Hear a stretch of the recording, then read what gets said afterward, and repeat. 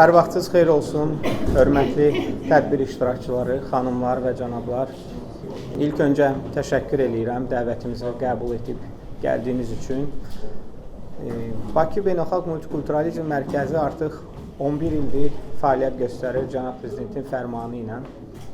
Bu 11 ildə ilk dəfədir ki, konkret bir şəxs üçün, bir film üçün biz tədbir keçirdirik. Niyə bunu deyirəm? Ona görə ki, bunun əhəmiyyəti var.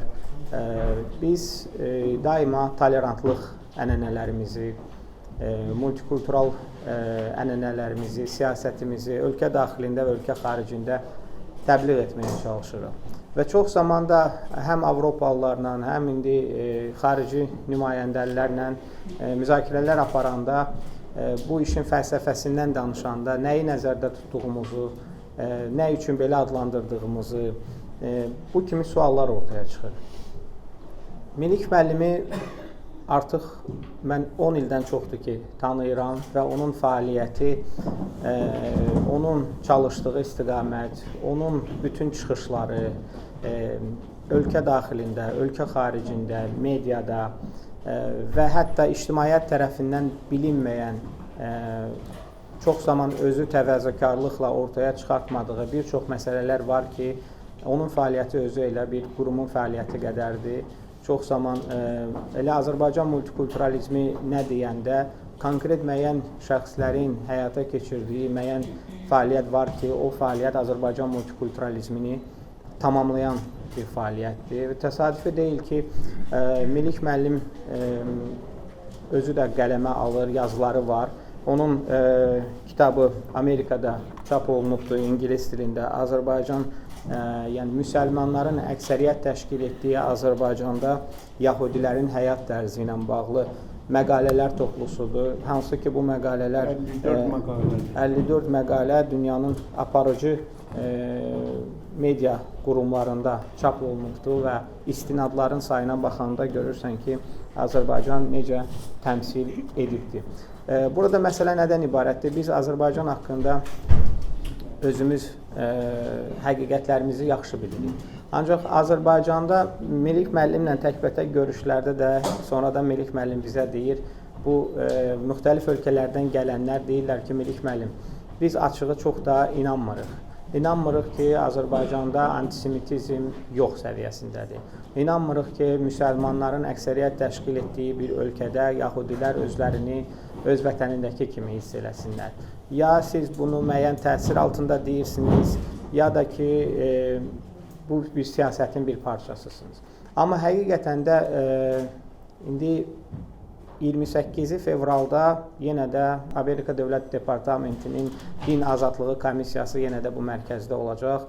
Yenə də müxtəlif beynəlxalq təşkilatların nümayəndələri gəlirlər. Bizlə müxtəlif görüşlər keçirirlər Azərbaycandakı vəziyyətlə bağlı hesabatlar hazırlamaq üçün. Əslində bizim fəaliyyətimiz elə Minik müəllim kimi şəxslərin fəaliyyətinin göstərilməsindən ibarətdir. Bizdə isə vəziyyət niyə asandır? Ona görə ki, göstərməyə həddindən artıq çox şey var.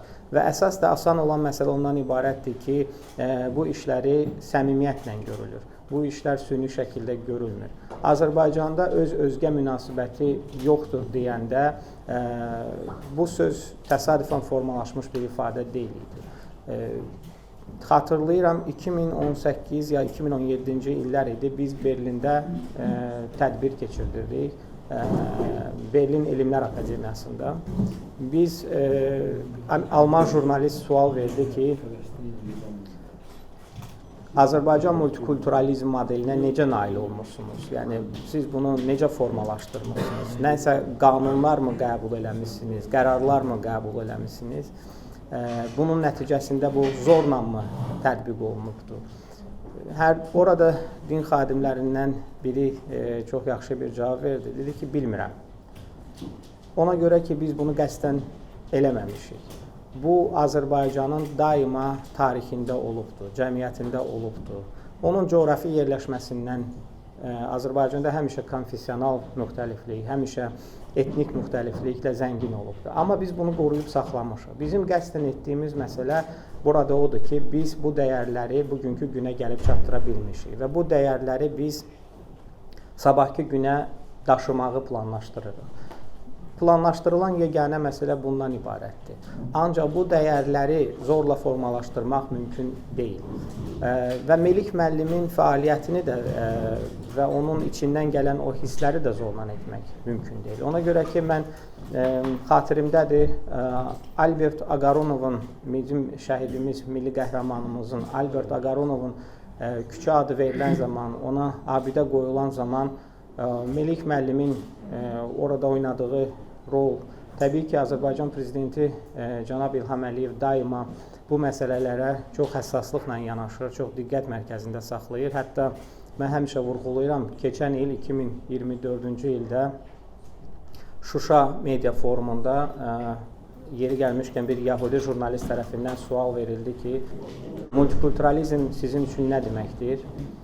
Cənab Prezident belə bir ifadə işlətdi. Bizim üçün düşünürlər ki, hər zaman iqtisadiyyat, neft siyasəti, bu kimi amillər öndə gəlir deyə düşünürlər. Mən dəqiq cavab verə bilərəm ki, onlar bizim üçün multikulturalizm və birliyimizdən sonra gələn məsələdir. Bizim birliyimiz və bu birliyin qorunub saxlanılması dövlət siyasətinin ən əsas aparıcı tərkib hissələrindən biridir. Ona görə də Melik müəllim bu təşəbbüslə çıxış eləyən zaman Bakının ən mərkəzi küçələrində 1-ci Qarabağ müharibəsində öz canını qurban vermiş milli qəhrəmanımız Albert Agaronovun çox gözəl bir heykəl qoyuldu. O küçəyə Albert Agaronovun adı verildi. Mən əminəm ki, onun ruhu da şaddır, çünki Şuşa istiqamətində gedən döyüşlərdə şəhid olmuşdu və bugün Şuşa da azaddır və Melik müəllim də o yolu, həmin yolu sonradan getmək ona da qismət oldu. Bir sözlə mən Melik müəllim haqqında çox şey deyə bilərəm, çünki biz demək olar ki, birgə fəaliyyət göstərmişik, bütün icmalarla birlikdə bir çox istiqamətdə birgə fəaliyyət göstərmişik. Bugün Azərbaycan Dövlət Televiziyası tərəfindən hazırlanmış çox gözəl bir film var, Vətənə bağlı və gözəl də bir ad seçilibdir bu filmə ki, ad özünü təsdiq eləyəndə filmin özü də daha məzmunlu olur. Bu filmin ərsəyə gəlməsində bir çox insanların rolu var. Başda Rövşən müəllim olmaqla Azərbaycan Dövlət Televiziyasına Faiq müəllim Hüseynov buradadır. Təşəkkürlərimi edirəm. Eyni zamanda Afaq xanım, Elnura xanım bu filmin ərsəyə gəlməsində çox böyük rol oynayıblar. Açılış nitqlərindən sonra biz filmi izləyəcəyik sizlə bir yerdə. Ondan sonra isə fikirlərimizi, bir yerdə müzakirələrimizi apararıq. Mən istərdim sözü Azərbaycan Dövlət Televiziyasının Analitik İnformasiya Şöbəsinin rəhbəri Faiq Hüseyevə vermək istəyirəm. Buyurun, Faiq müəllim. Çox sağ olun. Hörmətli Rəvan müəllim, hörmətli Melik müəllim, hörmətli millət vəkilləri, hörmətli toplantı iştirakçıları. Mən ilk növbədə TV şirkətimizin rəhbərliyi adından, bizim çox sayılı kollektiv üzvləri adından hamınıza salamlar çatdırmaq istəyirəm və təşəkkür etmək istəyirəm ki, belə gözəl bir gündə, bir yerdəyik, vaxtınızı sərf eləmişsiniz, bizimlə bərabər bu filmi izləyəcəksiniz. Bir şey xüsusilə vurğulamaq istəyirəm ki, bildiyiniz kimi son illər Azərbaycan televiziya və radio verilişləri qapalı səhmdar cəmiyyəti yeni inkişaf mərhələsinə qədəm qoyub və inkişaf mərhələsinin göstəricilərindən biri də xalqa daha da yaxın olmaq və bizi düşündürən və sizi düşündürən, bütün tamaşaçıları düşündürən ən maraqlı məqamları yerindəcə çəkmək, göstərmək və təbliğ etməkdən ibarətdir. Rəvan müəllim ətraflı şəkildə danışdı. Azərbaycan üçün təbii ki, multikulturalizm, mən deyərdim ki, bir həyat tərzidir.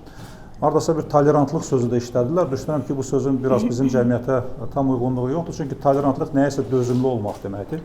Bizdə elə kökündə bütün milli azlıqlar, bütün milli çoxluqlarla bərabər hamısı bir yerdə, bir qardaş ailəsində, bir vətənin övladları kimi yaşayıblar. Bunu hər iki Qarabağ müharibəsi göstərdi və bir şeyi 100% əminlə demək istəyə bilərəm ki, bu gün Azərbaycan üçün ən öndə olan məsələ Azərbaycanda yaşayan xalqların birgə yaşayışı və xoşbəxt yaşayışıdır. Mən təbii ki, çox vaxtınızı almaq istəmirəm və filmin bədii, estetik keyfiyyətləri haqqında da çox danışmaq istəmirəm. Ancaq bir şey demək istəyirəm ki, bizim Elnura xanım, bizim Afaq xanım və ümumiyyətlə bizim yaradıcı heyətin hamısı bu işdə çox böyük əziyyət çəkiblər. İş burasındadır ki, mənə görə Afaq və Elnurə tandemi mən belə adlandırıram. Həmişə uğurlu filmlərə imza atıb. Şübhə eləmirəm ki, bugünkü filmdə çox bir maraqlı film kimi sizin diqqətinizi cəlb edəcək. Çox böyük xronometrajı yoxdur, cəmi 35 dəqiqədir. Biraz səbirlə, diqqətlə baxacaqsınız inşallah. Düşünürəm ki, xoşunuza da gələcək. Milli müəllimə mən özüm də təşəkkür eləmək istəyirəm. İlk növbədə bir insan kimi. İndi filmdə də görəcəksiniz, orada bir məqam var. Çox gözəl, həssas məqamlara toxunur. Bəlkə də mən xırdalıqlar açmağım biraz düzgün deyil, amma bir məqam demək özümə borcluyam. Valideynlərin qəbrini ziyarət edəndə Milli müəllim öz kökünə nə qədər bağlı olduğunu göstərir. Yəni, bu gün Azərbaycanda yaşayan bütün xalqlar kimi, dağ yəhudiləri də, ümumiyyətlə bütün Azərbaycanı sevən hər bir insanlar ilk növbədə bu torpağa bağlı insanlardır. Bu torpağın köklü əhalisidir. Yəni, bizdə bu gün hansısa multikultural dəyərlərdən danışanda biz hardansa gəlmiş və yaxud Avropa modelini götürsək, oraya uyğunlaşmış xalqlardan danışmırıq. Bu torpağın köklü xalqlarından danışırıq. Milli müəllim, mən sizə uzun ömür can sağlığı arzulayıram. Həmişə bax belə cavan qalın. Və sonda bilirəm ki, Milli müəllim çox böyük yaradıcı bir insandır. Bir məqamı yada salmaq istəyirəm. Yəqin ki, sizin də yadınızdadır, Ulu Öndərin adına məscid tikiləndə, açılanda, məscidin açılışında bizim Milli müəllim də çox gözəl çıxış elədi. Orada qəşəng bir cümlə dedi. Dedi ki, cənab prezident, sizin atanız sizin üçün çox böyük sərvət qoyur. Bu sərvət onun təmiz adıdır. Həyatda hər bir insan üçün təmiz addan böyük bir şey yoxdur. Siz də Milli müəllim, öz təmiz adınızla hamı tərəfindən tanınırsınız. Filmdə bir süjet xətti var. Rəssam əvvəldən başlayır çəkməyə və sonunda portreti gətirib təqdim edir. Mənə gəlir ki, sizin portretiniz hər bir kəsin ürəyindədir, gözünün qabağında deyil. Sizə uzun ömür can sağlığı arzulayıram. İnşallah ki, hər şey yaxşı olacaq. Sağ olun. Sağ olun. Ben yeri gelmişken onu da diyeyim, Milli müəllim bu tədbiri keçirmək istəmirdi. Dəfələrlə mənə dedi ki, Rəvan müəllim, gəlin eləməyək, gəlin eləməyək. Mən dedim ki, Milli müəllim bu filmi göstərmək lazımdır, bu tədbiri də keçirmək lazımdır. Amma bir məsələni də unutdum deməyi, bura gələn zaman koridorda siz şahidi olduğunuz gözəl rəsimləri, onlardan biri də Milli müəllimin portreti idi. O, həm Qarabağdakı abidələrimizin möhtəşəm şəkilləri var idi. O şəkillər bir hissəsidir. Mən o sərgidə iştirak etmişəm. Ülkər xanım Əliyeva, rəssam, o əsərlərin müəllifidir. Ülkər xanıma təşəkkür edirik ki, biz Qarabağdakı abidələrimiz, oradakı irsimiz heç vaxt unutmamışıq və bizim daima əsərlərimizdə, filmlərimizdə, arzularımızda olub. Bugün artıq qismət olub ki, biz hər həftə gedirik o dini ibadət yerlərimizi, məscidlərimizi, kilsələrimizi, bizim Alban kilsələrimizi ziyarət edə bilirik. Hərçənd Qarabağ ərazisində Şərqi Zəngəzurda sinagog yoxdur, amma gələcəkdə mən söz verib ki, orada da sinagog yaradacaqlar. Bizim üçün bu da zənginlik olar ki, Qarabağa səfər edən qonaqlarımız da sinagog da görmüş olarlar. Bu filmin senari müəllifi Afaq xanım Vasif qızıdır. Mən filmlə yaxından tanış olmuşam. İstərdim sözü Afaq xanıma verim. Buyurun Afaq xanım. Herkese salamlayıram, xoş gəlmisiniz. Mən bilirəm ki, film nümayiş olunandan sonra yəqin ki, iştirakçıların fikirlərini dinləyəcəyik. Mən film haqqında danışmayacağım, çünki nəyi bacarırıqsa, nəyi biliriksə onu biz filmdə göstərmişik. Çox bir icazənizlə bir hadisələr danışmaq istəyirəm. Bilirik ki, bütün ədəbiyyatın, bütün filmlərin, bütün əsərlərin kökündə xalq yaradıcılığı durur, şifahi xalq yaradıcılığı və Azərbaycanda yaşayan xalqlar, müxtəlif dinlərə sitayiş edən insanlar haqqında ən müxtəlif xalq yaradıcılığı nümunələr var ki, adətən lətifələr olur, adətən belə anekdotlar olur. Amma mən bir prikçə söyləmək istəyirəm. Bəlkə də bunu eşitmisiniz. Deməli, bir şəhər olur və bu şəhərdə bir yəhudi, bir xristian, bir müsəlman olur. Yaşayırlar, yəni nümayəndələr. Günün birində bir fəlakət olur və şəhərin işıqları sönür. O zaman hərə yəhudinin də evində şam olur, müsəlmanın da evində şam olur, xristianın da evində şam olur. Və hərə öz evində o şamı yandırıb, o şamın işığına, belə deyim, həyat yaşayır, həmin günü işıqlı şəkildə yaşamaq istəyirlər və bir müdrik gəlir. Müdrik deyir ki, gəlin mən sizə bir məsləhət verim. Siz hərəniz öz evinizdə, kiçik şamın işığında, o kiçik şölədə yaşamaqdansa bir ümumi ev düzəldin. Evimiz var, daha doğrusu. Yığışın bu evə və 3 şamı birlikdə yandırın. O şamın işığı daha işıqlı olacaq. Şöhləsində daha çox insan, yəni işıqlı yaşaya biləcək və belə deyirlər. Yahudi də, Xristiyan da, Müsəlman da bir damın altında, hərə öz şamı ilə, hərə öz işığı ilə və niyə bu pritçanı söylədim? Əslində Azərbaycan bir növ həmin o ümumi evdir ki, burada ən müxtəlif xalqların, ən müxtəlif millətlərin nümayəndələri xoş, bərabər yaşayırlar və cənab prezidentin də söylədiyi kimi bizim ölkəmizdə heç zaman dini müstəvidə, yəni bugün Azərbaycanda yaşayan vətəndaşlar arasında dini yaxud milli zəmində heç bir münaqişə olmayıb və bundan sonra ola da bilməz. Və Mirix müəllim də o işığı yandıranlardan biridir və vətənə bağlı adamdır. Bu filmdə, yəni düşünürəm bizim ona bir hədiyyəmiz idi ki, biz bunu Mirix müəllimin Azərbaycan və Yahudi millətlərinin dostluğu zəminində gördüyü işlərin qarşısında bu da bizim ona bir hədiyyəmiz, bir xidmətimiz idi. Çox sağ olun.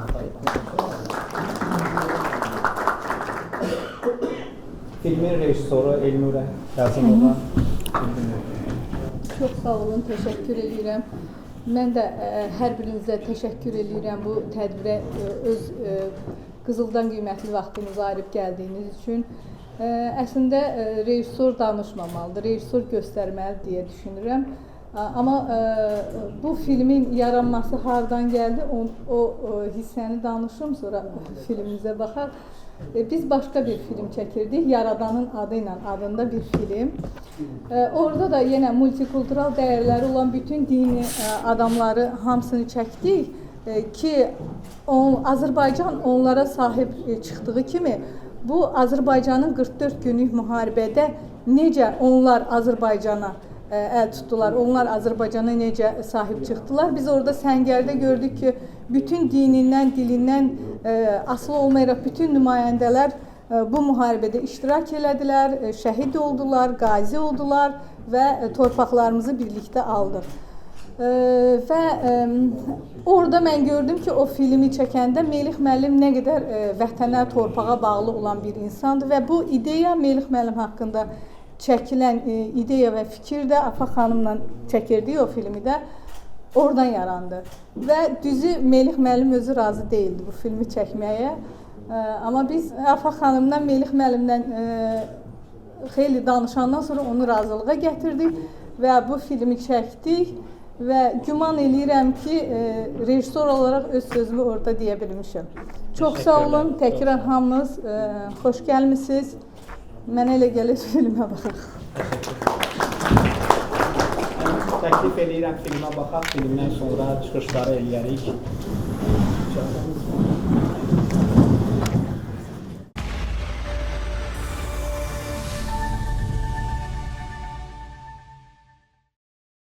هللويا هللويا هللويا بقول هللويا بقول طبعا هللويا هللويا بتكون شفار هللويا من بخير رد بقوم خال هللويا من بعقاب هللويا بس شمع هللويا بس Azərbaycan dünyada yeganə bir dövlətdir ki, dini və mədəni müxtəlifliyin harmoniyasını yaradır.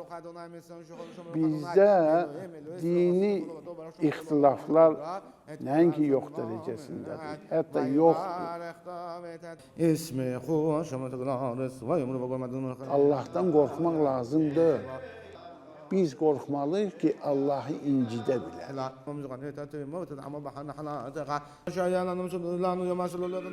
Allah bilərəkdən günah işləyəni də bağışlayır. Bilməyərəkdən günah işləyəni də bağışlayır. Allahın mərhəməti çox böyükdür. Amma biz onu incitməkdən qorxmalıyıq.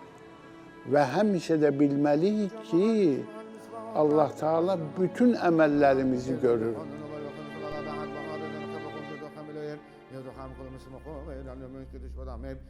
Şəma İsrail ədina ilünü ədina ihad. Yəni ki, ey Adəm övladı, bil və agah ol, bizcə Allahın mənəm, məndən qeyri Allahın yoxdur. Bütün səmavi dinlər tək Allahlığı qəbul edir. 10 milyonluq Azərbaycanın 96%-i İslam'a qulluq eləyir. Qalan 4% isə azsaylı xalqlardır.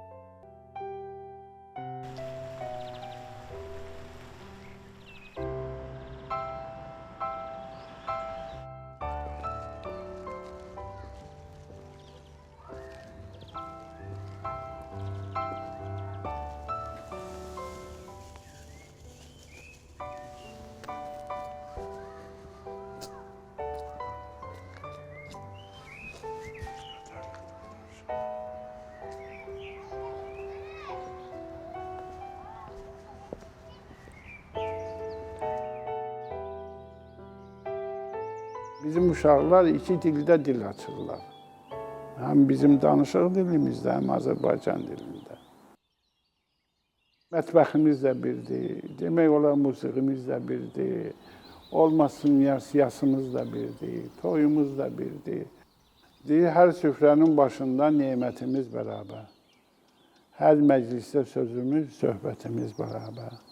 Ana yurda borcumuz, xidmətimiz bərabər. Hər şey bərabərdir. Bismillahirrahmanirrahim.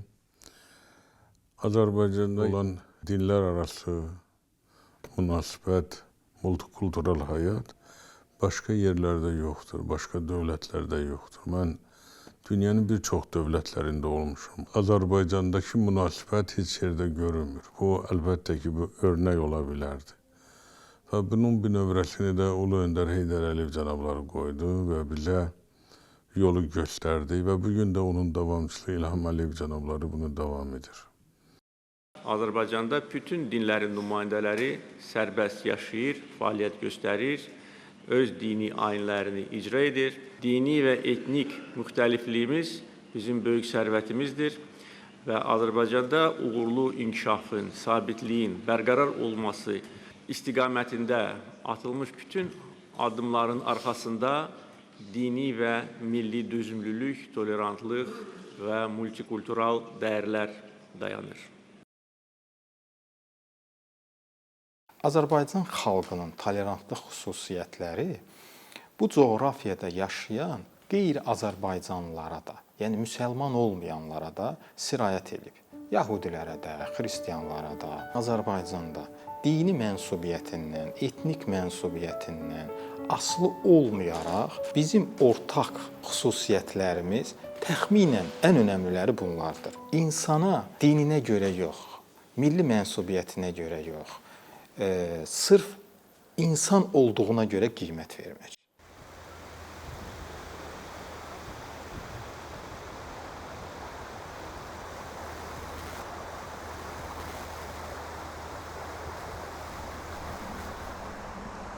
Hər Qubaya gəlişim birinci növbədə dünyasını dəyişmiş əzizlərim ata-ananı ziyarət eləmək olur. Nəinki mən, bütün dünyaya səpələnmiş yəhudilər birinci növbədə Azərbaycana ayaq basan kimi məhz ziyarətə gəlirlər. Bu bizim canımızdadır, bu bizim qanımızdadır. Atam 40 il Qubada çörək pişirib və ona çörək ağacı deyə müraciət edirdilər.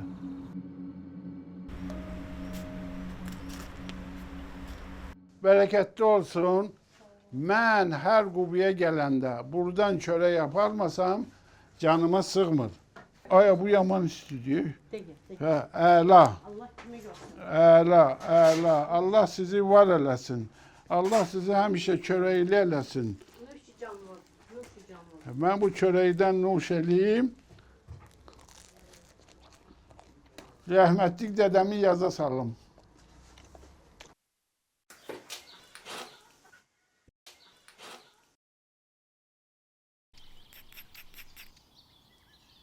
Bir vaxtlar Qırmızı qəsəbədə 16 minə qədər əhali yaşayıb.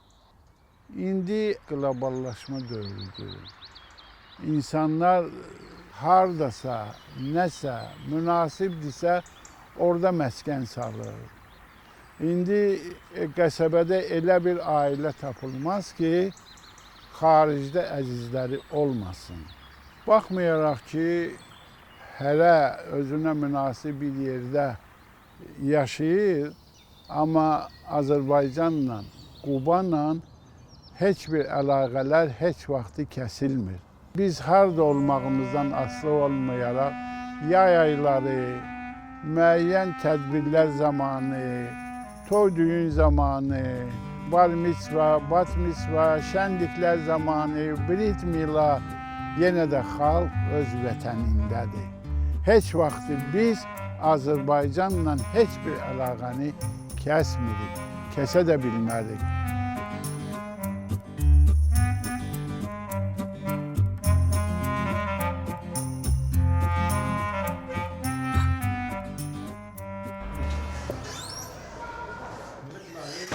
Hoş gəlmisiniz bir də. Sağ Bu olun. sizin 1963-cü ildə oxuduğunuz məktəbdir.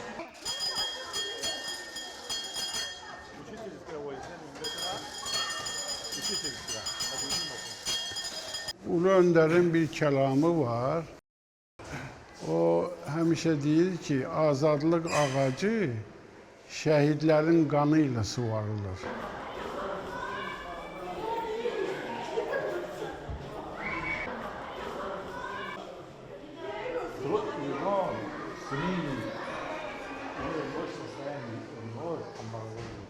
Конечно. Azum Bağdayga семья что там буга. Вы можете себя поздравить с красивой картиной. Buyurun Melih müəllim. Здравствуйте, ребята. Sadəcəsiz Молодцы. Молодцы. bizim məktəbin İvrit dili kabinetindəsiz. Burada uşaqlarımız həm İvrit dilinin tədrisi ilə məşğul oldular, həm də ki bizim dağ yəhudilərinin adət və ənənələrini, onların yaşayış tərzini öyrənməyə başladılar. 60 il bundan qabaq bu məktəbin məzunu olmuşam. Birinci məzun biz idik.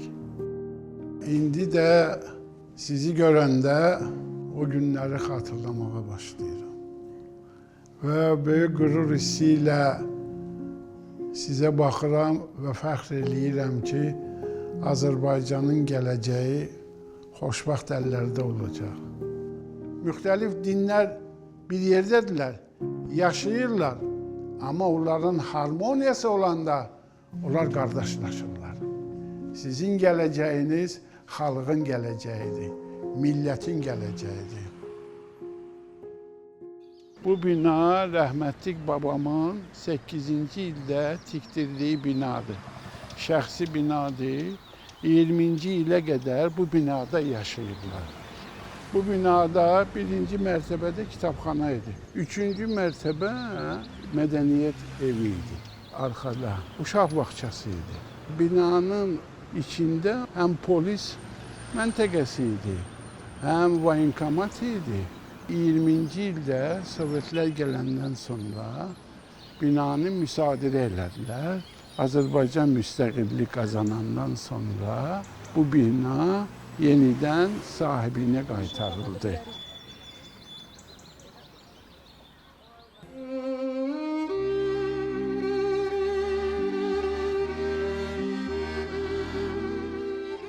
Xoşbaxt o kəslər deyir ki, evində xoşbaxtdır da. Azərbaycan bizim evimizdir axı. İsrail bizim tarixi vətənimizdir. Azərbaycan bu dəqiqə bütün xalqlar üçün ən optimal bir məkandır yaşayışı üçün. Gözdə ki, sülh, qardaşlıq, əmin-əmanlıq şəraitində yaşayışı üçün. Ona görə də biz əcdadlarımıza borcluyuq ki, Azərbaycan kimi bir məkanı bizə vətən seçiblər.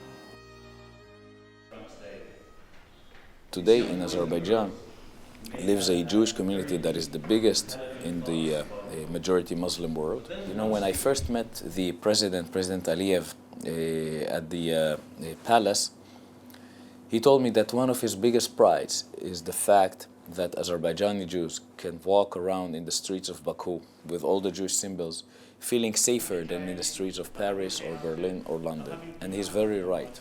When the Azerbaijani Jewish community speaks to me of Azerbaijan, they don't speak as Jews talking about Azerbaijan. They speak as Azerbaijanis talking about Azerbaijan. They feel that this place is theirs.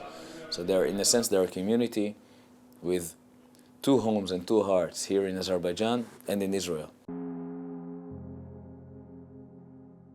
Mənim dostum Melih Yevdayev cənabları həqiqətən də həm özü şairiyana bir insandır. Çox gözəl şeirləri var, gözəl danışığı var, həm ağsaqqaldır, öz sözündə duran adamdır, dosta qiymət verən adamdır, sözünə qiymət verən adamdır, yaxşı dindardır, həm də vətəni sevən, vətən deyəndə o Azərbaycanı başa düşür. Yaşayan görmüşəm 100-150 il. Qovaq tək boş qalıb, ürək də, qəlb də. Həyatın mənası boyunda deyil, gərək axtarırsan dərinliyində.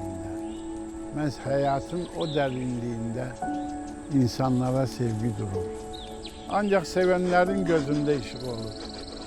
Ancaq sevənlərin qəlbində işıq olur.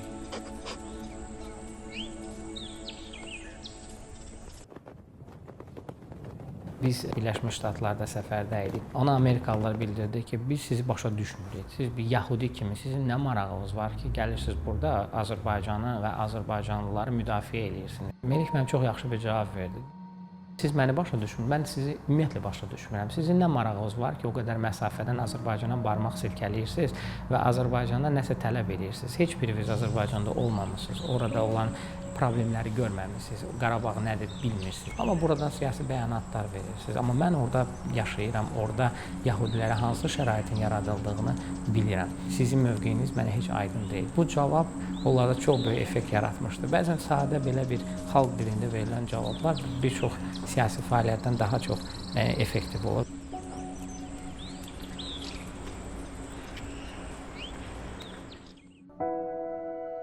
Mən Kaliforniyada baş konsul olarkən Kaliforniya parlamentində Azərbaycana qarşı bir qətnamə layihəsi irəli sürülmüşdü. Çox qərəzli bir qətnamə layihəsi. Melih müəllimin səfəri bu vəsilə ilə Kaliforniya oldu. Yaşına baxmayaraq, o uzun yola baxmayaraq, o vətən sevgisi, o Azərbaycana bağlılığı, o Melih müəllimə xüsusi bir enerji verdi ki, Kaliforniyaya qədəm qoyduğu andan Azərbaycan həqiqətlərini o yerli ictimaiyyətə çatdırsın. Çoxlu görüşlər keçirdi, həm senatorlarla, həm assambleya üzvləri ilə. Ermənistanın Azərbaycana qarşı həyata keçirdiyi işğalçılıq siyasəti, etnik təmizləmə siyasəti məlumatları həmin o qanunvericilərə çatdırdı. O dinləmələrin keçirdiyi otaq radikal erməni qruplarının nümayəndələri ilə dolu idi. Və hətta sosial şəbəkələrdə həmin o radikal ermənilər sonradan postlar yerləşdirirdi ki, kimdir bu Azərbaycandan gəlib bu Yahudi? Əksəriyyəti müsəlman olan Azərbaycanı dəstəkləyir. Deyəsən, öz həyatından qorxmur. Bu ermənilər Melih müəllimi hədələməkdən belə çəkinmirdilər.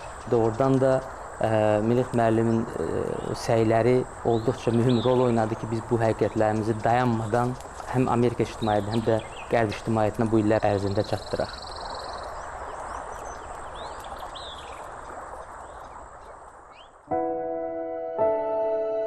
Biz Fransada olanda Azərbaycanın birinci xanımı, vitse-prezidenti Mehriban xanım da nümayəndə heyətinin başçısı idi. Zalda əyləşənlər Azərbaycanın həqiqətlərinə inanmaq istəmirdilər. söz verildi Paris'in Ravini Ravxayna. O qeyd elədi ki, biz küçədə Fransız, evdə isə biz Yahudiyik. Mən dedim ki, Ravxayn, biz sizdən fərqli olaraq, biz Azərbaycanda küçədə də Yahudiyik, evdə də Yahudiyik. Gəlin və bunun bir həqiqət olduğuna siz yəqin ola bilərsiniz. Yahudilər Azərbaycanda 2700 ildir yaşayırlar, dağ Yahudiləri. 2700 il 27 əsr deməkdir. Və bu 27 əsr ərzində biz bu torpağın suyunu da paylaşmışıq, havasını da bölüşmüşük, torpağın həm də taleyini paylaşmışıq. Bax, Melih müəllim bunun mahiyyətini dərk edən bir əsl Azərbaycanlıdır. Bu 27 əsr ərzində bir Yahudinin burnu bir dəfə də olsun bir Azərbaycanlı tərəfindən qanadılmayıb. Sinagogda həkk olunmuş daş kitabədir. Bu qapılarda Musa Peyğəmbərə nazil olmuş Tövratdır. Onunla nəsihətlə. Birincisi odur ki, təkcə Allahın mənəm, məndən qeyri Allahım yoxdur. İkincisi də odur ki, Allahın adını hədər yerə çəkmə. Bu günahdır. Üçüncü, deyir ki, ey Adəm övladı, ata, anana hörmət elə və sonra mənə. Bu, onu göstərir ki, bizim qəribçiliyimiz hardan başlayıb?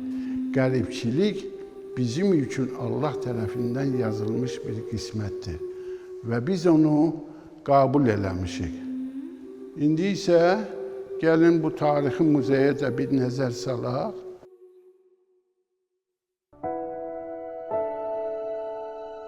Biz dağ Yahudiləri çox əsrlər Qafqazda yaşamışıq. Azərbaycan məkanında demək olar ki, Azərbaycan milli geyimləri ilə geyinirdik. Bu tardır, bu xurcundur. Bizim üçün müqəddəs olan şeylər var. Ağ birçək, ağ saqqal, uşaqlar, uşaqların anası, ədəb, ərkan, olmaz, ayıbdır. Belə şeylər bizim üçün müqəddəsdir.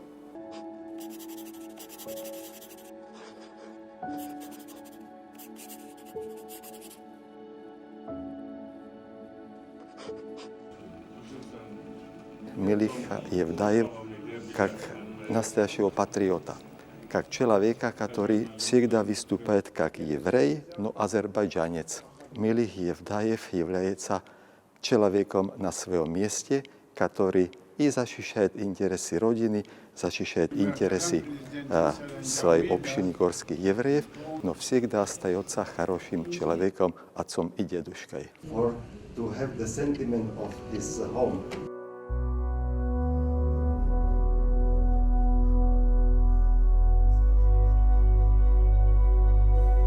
Möhtəşəm qələbəmizdə biz təcavüzə yol vermədik. Biz təcavüzə cavab verdik və heç kəsin torpağını biz zəbt eləmədik. Amma torpaqlarımızı işğaldan azad etdik. Azərbaycan xalqının nələrə qadir olduğunu göstərdik.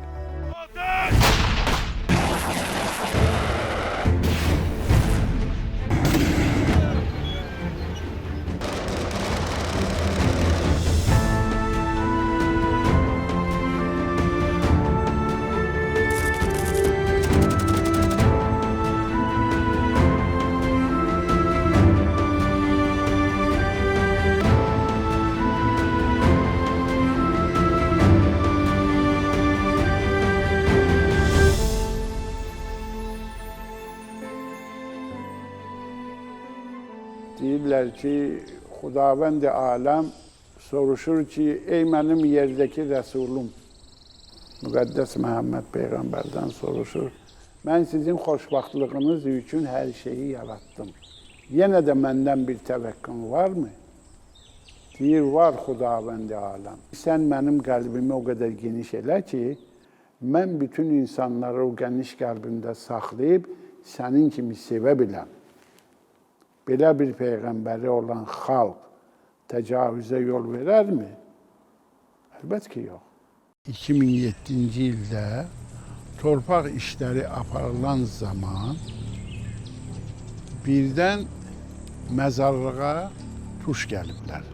Və həmən məzarlıqda insanların sümükləri tapılır. 18-ci ildə Stepan Şamyanın başçılığı ilə Amazav Quba mahalında 3 gün qırğınlar eləyib. 122 kəndini yerlə yeksan eləyib. 3000-ə qədər də o xalqın içərisində ayrı millətlər, həm də yəhudilər olur. Görürsünüzmü? 18-ci ildə Qubada cinayətkar erməni hərbi dəstələri tərəfindən törədilmiş soyqırımı qurbanları burada dəfn olunmuşdur.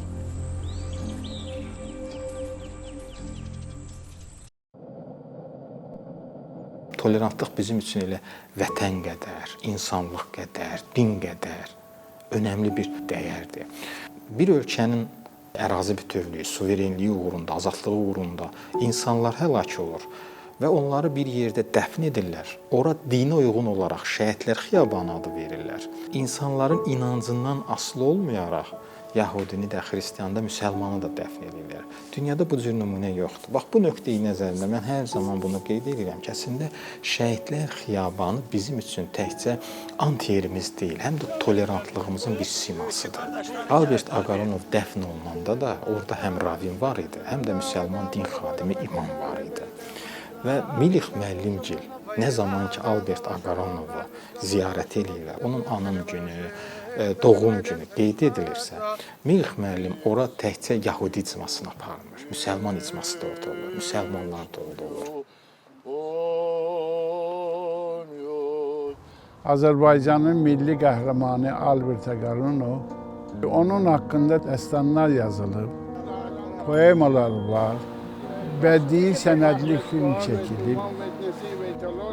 Bakının gözəl küçələrindən birinə adı verilmiş. Həmən küçənin başlanğıcında onun möhtəşəm heykəli, monumenti ucaldılmış.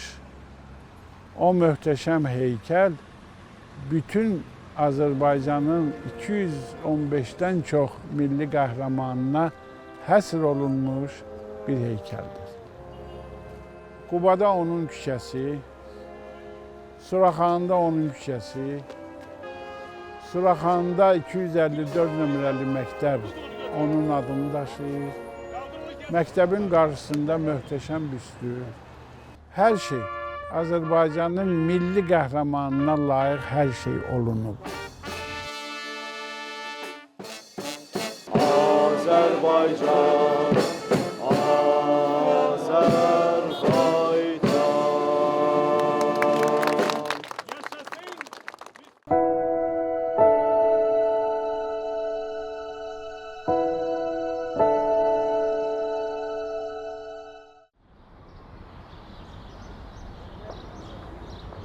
Bu küçə Albert Agaronovun küçəsini daşıyır. Bu sizin çəkdiyiniz portretin əksidir. Bəli.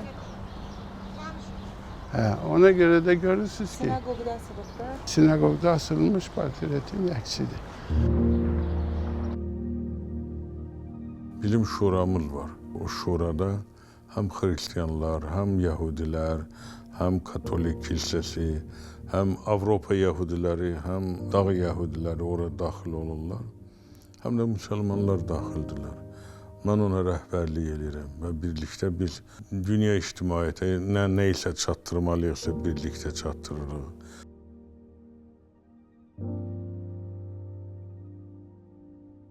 Мелих Хананович Евдаев возглавляет уже на протяжении многих лет общину горских евреев. Особая роль Мелиха Евдаева в том, что еврейская община, прежде всего община горских евреев, имеет особое имя в Азербайджане. Люди, приезжающие сюда, посещающие места компактного проживания евреев, библиотеки еврейские, те места, которые связаны с историей и культурой этого народа, просто восхищаются тем уровнем, на котором они находятся в нашей стране. И сам Мелих Хананович, насколько я знаю, является большим патриотом Азербайджана. Везде, где мы бываем, прежде всего на международных площадках, обычно он выступает с пламенными речами, не только показывая нашу страну с самой лучшей ее стороны, но прежде всего он делится тем, что невозможно переоценить. Это бесценным собственным опытом, который был наработан на протяжении многих лет проживания в нашей стране, общественной работы, общения с людьми, потому что такой опыт уникален, а люди, которые могут этим опытом поделиться, уникальны вдвойне.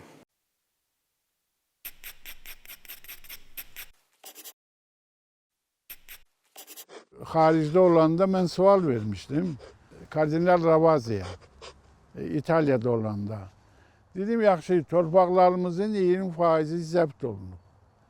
Biz təcavüzə məruz qalmışıq. Bizi də təcavüzkar adlandırırsınız. Azərbaycan 15-ci əsrdə yaradılmış xristiyan incilərinin bərpasına dəstəkdir. Amma öz evində xristiyan incilərini dağıda bilər. Bu hansı məntiqə uyğundur? Heç bir məntiqə.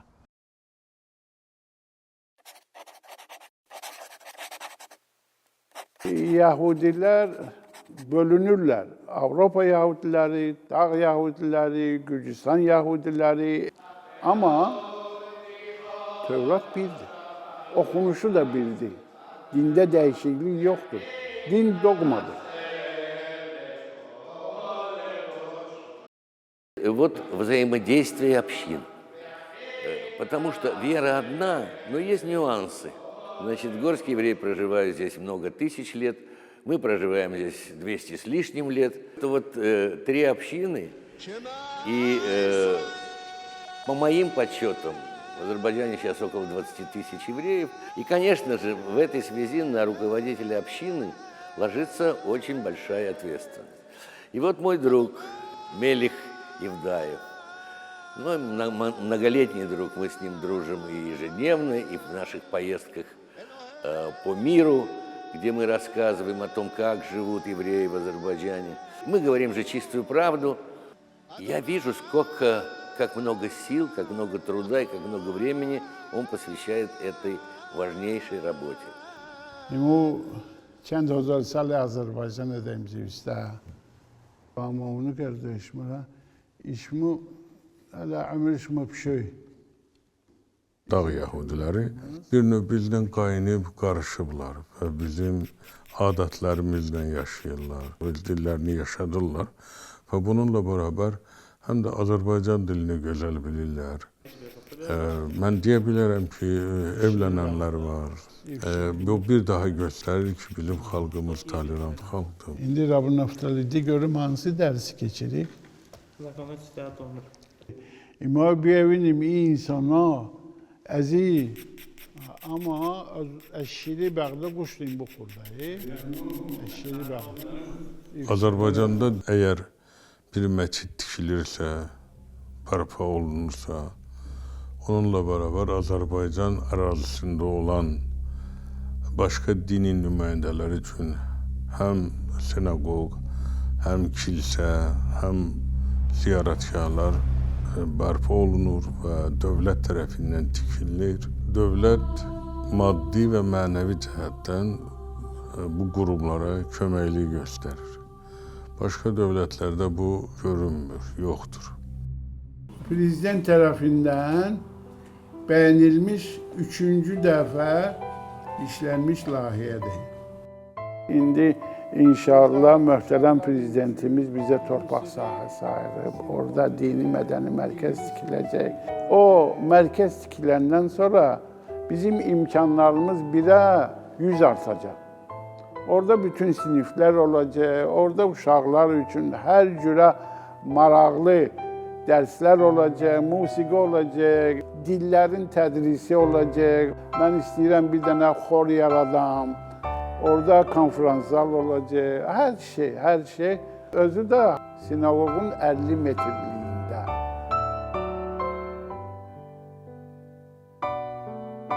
have the synagogues, there is the mikveh, there is the school, and now there will be a cultural center for the community. And that cultural center is born thanks to the effort of Milich Yevdayev, the head of the community, and his partners in the leadership of the Jewish community.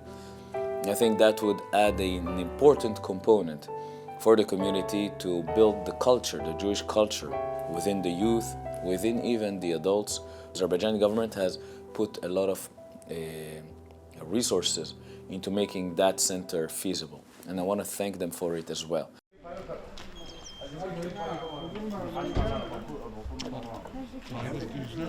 İstəyir müqəddəs Quran-ı Kərimdə, istəyir müqəddəs Tövratda, istəyir müqəddəs İncildə.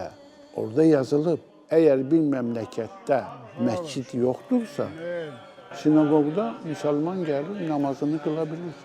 Bizdə də həmçinin, əgər bir məmləkətdə sinagog yoxdursa, gedim məsciddə duamı eləyə bilərəm. Həmçinin də kilsədə də. Təkallahlıq dinləri sülh və qardaşlıq dinləridir.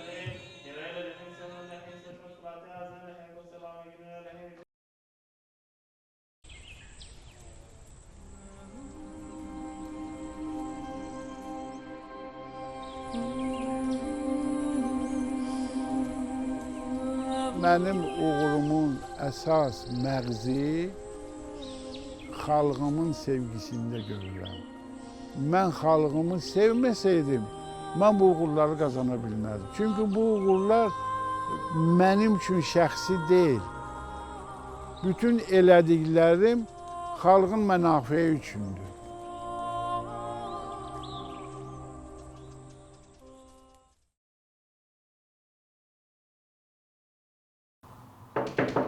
Gəlin. Salam Milich müəllim. Salam, salam. Vaxtınız xeyir olsun. Ay Allah sizə kömək olsun. Nə işlədim dəfəm üzərində? Bir gözüm ananın baxışıdır. O bir gözüm rəhmətli dədəmin baxışıdır. Allah rəhmət eləsin. İnan ki siz bu günləri bu çəkdiyiniz əsərlə onların ruhunu da şad elədiniz. خالنچه میدلاش خوب بچنده ساعتش فکردانی ساعتش tam saxtıqan saatش خوب şikil bechenen saatı. O arkadaki xalçanı da ümumiyyətlə burada bütün detalları elə incəliklə işləmisiniz ki, bütün xalqımızın adət-ənənələrinə yaxın olan bir rəsm əsəridir. Bizim dövlətimizin bizim xidmətimizə, bizim fəaliyyətimizə verdiyi o dəyərlər də göy lentlə olan şöhrət ordenidir, qırmızı lentlə onlar isə şərəf ordenidir. Respublikamızın müqəddəs nişanlarını siz orada birə-bir yarada bilmişsiniz. Çox sağ olun.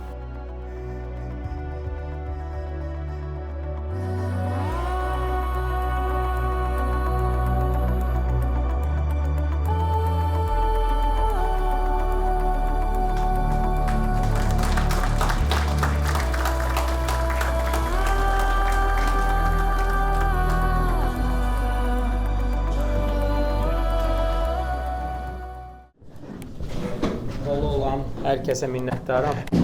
Azərbaycan Dövlət Televiziyası çox az adam haqqında belə bir film hazırlayır. Milik müəllim buna layiq insandır. Mən istərdim indi sözü Milli Məclisimizin deputatı Arzu Nağıyevə verim. Buyurun Arzu müəllim. Təşəkkür edirəm. Ümumiyyətlə dəvətə görə minnətdaram. Yəni bayaqlarda öz yerimdən danışan o bəzi şagirdlər kimi dedim. Mehmet müəllim, sizə bilirsiniz ki, hamının hörməti var, hamının izzəti var. Mən o ən ucqar dağ kəndlərini təmsil edən bir millət vəkiliyəm. Gədəbəyin o ucqar kəndləri, Tovuzun dağ kəndləri, Ermənistanla həmsərhəd olan 200 kilometr ərazini mən təmsil edirəm. Orada da sizin öz yeriniz var, öz dostlarınız var. Mən bilirəm kimlərdir, o dostlar da sizin haqqınızda ancaq müsbət fikir yürüdür. Dəfələrlə son 10 ildə biz sizlə bir çox tədbirlərdə olmuşuq. Həmişə sizin bir ruh adamı olduğunuz, ruhani hissləri insanlara necə çatdırdığınızın mən şahid olmuşam. Bu din məsələsi öz yerində, rəhbərlik məsələsi öz yerində. Siz həm valideynə olan hörməti əks elətdirdiniz, keçmişə olan hörməti əks elətdirdiniz. Həm iqtisadi cəhətdən, siyasi cəhətdən, hərbi baxımdan hər tərəfli bir ağsaqqalsız. Sizə uğurlar arzulayıram. Eyni zamanda bayaq qeyd elədim, Victor Hugo'nun bir sözü var, deyir, gərək elə kitab yazıla ki, o kitab oxunsun. Bugün kitab yazanlar çoxdur da, indi hərə bir kitab yazır. Amma xoşbəxt insan odur ki, onun haqqında kitab yazılır. Yəni, sizin haqqınızda bugün film çəkilib, bayaq çox hörmətli dostlarımız da qeyd elədi ki, hər adam haqqında belə film çəkilmir. Siz dövlətə bağlı, dövlətçiliyə bağlı bir şəxssiz. Eyni zamanda Azərbaycan televizyasına öz minnətdarlığımı bildirirəm. Multikulturalizm mərkəzinə öz minnətdarlığımı bildirirəm. Çox hörmətli Elnurə xanım, Faiq müəllim, Afaq xanım, eyni zamanda Ülkər xanım da ki, gördüyünüzdə xarüqə yaratdı. Elə şəkil çəkib sizdən də gözəldir. Yəni, çox gözəl bir əsər ortaya qoydular. Biz sizi çox istəyirik, bilirsiniz, qanunvericilikdə də həmişə bilirsiniz ki, yanınızdayıq. Sizin o fikirləriniz, dəyərli fikirləriniz bizim üçün örnəkdir. Sizi təbrik eləyirəm.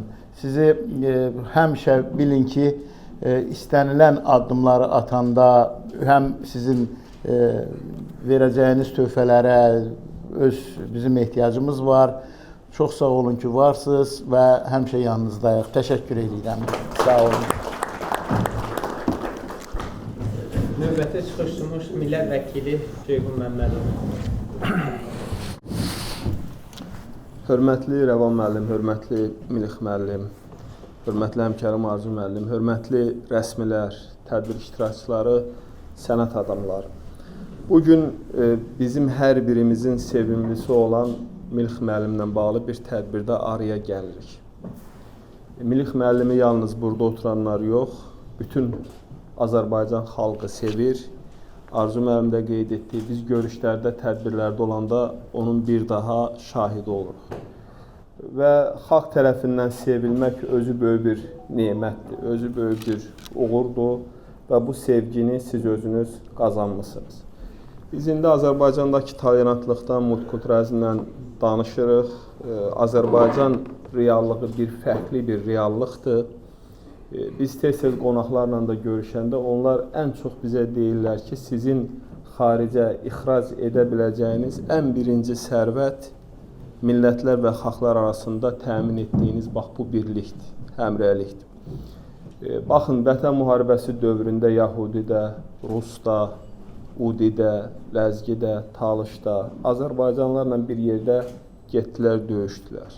Yəni bu hər xalqa nəsib olan bir məsələ deyil, çünki onlar da buranı özlərinin doğma vətəni hesab etdilər. Və bu prosesdə olan insanlar yaxşı bilirlər ki, ermənilər uzun müddət çalışdılar ki, Azərbaycanda yaşayan xalqlar arasında bir qarşıdurma yaratsınlar. Hətta Vətən müharibəsi başlayanda da bir çağırış oldu ki, biz Azərbaycanlarla döyüşürük, sizlə biz döyüşmürük.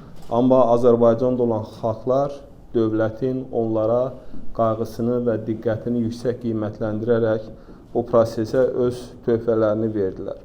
Həmişə sual olur ki, nə üçün Azərbaycan bu qədər tolerantdır, nə üçün bu qədər multikultural bir ölkədir və bu mənzərənin fərqli bir formasını biz xaricdə görürük. Ən inkişaf etmiş Fransada bu belə deyil. Avropa ölkələrinin başqa ölkələrində də qeyd edə bilərik.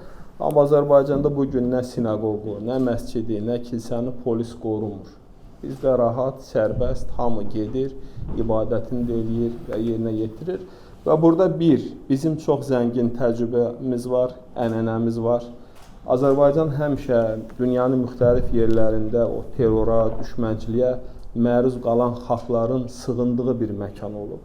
Və burada bir də İslamın rolu, yəni İslam dini müsəlmanları digər dinlərə qarşı sevgi ilə yanaşmağı, onlara hörmət etməyi vacib sayır və burada olan insanların yəqin ki, çoxu xatırlayır.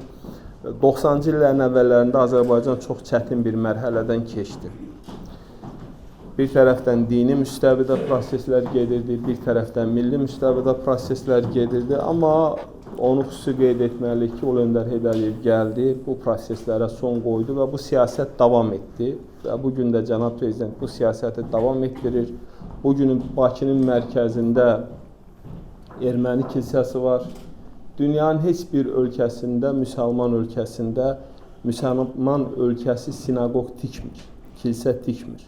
Amma Milli müəllimgilin hazırda fəaliyyət göstərdiyi o sinagoqu Azərbaycan dövləti tikib və bugün bunu bizim xalqımız qiymətləndirir və bugün bu proses ölkəmizdə uğurla davam etdirilir. Və bugün bizim qarşımızda duran əsas missiya da bunu təbliğ etməkdir. Çünki indi Rəvan müəllim də qeyd etdi, xaricdə bugünə kimi də ermənilər davamlı olaraq bizi ittiham edirlər ki, Azərbaycanlılar vəhşidirlər, Azərbaycanlılarla bir yerdə biz yaşaya bilmərik, amma reallıq isə fərqlidir.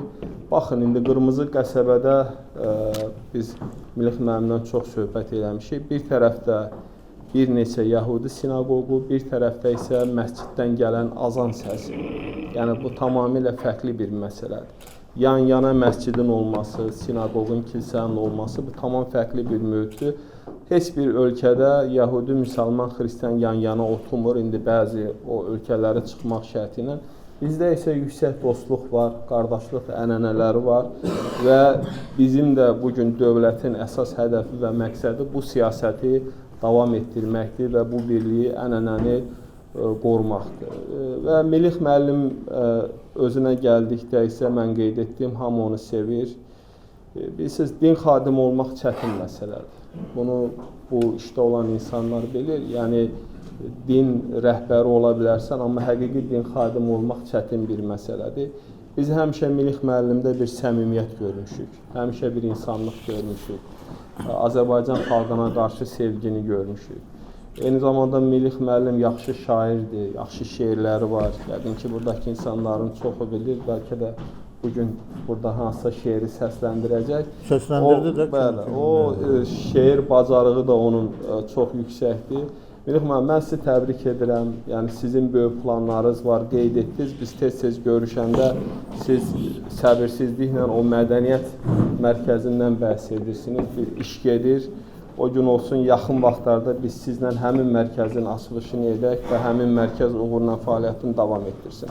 Və mən çıxışımın sonunda Azərbaycan televiziyasına, onun zəhmətkeş, fədakar əməkdaşlarına təşəkkürümü bildirirəm. Çünki bu olduqca önəmli bir məsələdir. Sən dronlarla şəkilçiləri var, gördün, heç bu yaradıcı heyət eşq olsun. Yaşadığını göstərmək, reallığı göstərmək asan bir iş deyil, amma bunu bugün siz təqdim etdiniz. Eyni zamanda mən Bakı Beynəlxalq Multikulturalizm Mərkəzinə də təşəkkürümü bildirirəm. Bu mərkəz artıq bir ocağa çevrilib. Mən bunu tam səmimi deyirəm.